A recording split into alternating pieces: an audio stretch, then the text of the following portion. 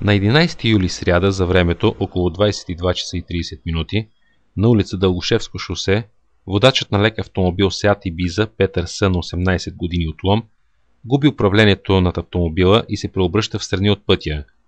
Причината за катастрофата е високата скорост, с която се е движил водачът, и не на последно място липсата на свидетелство за правоуправление. По време на катастрофата в колата са пътували още 3 младежи, приятели на Петър.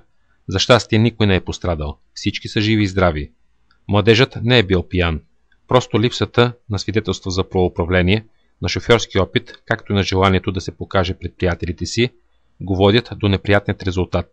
Заради високата скорост на опасен участък от пътя между квартал Хумата и село Замфир, опитвайки се да вземе десен завой, той губи контрол и навлиза в лявото платно. Оттам се блъска в мантинелата и се преобръща встрани от пътя. Автомобилът е лизингов и е собственост на баща му Стефан Б., който работи като строителен техник в София.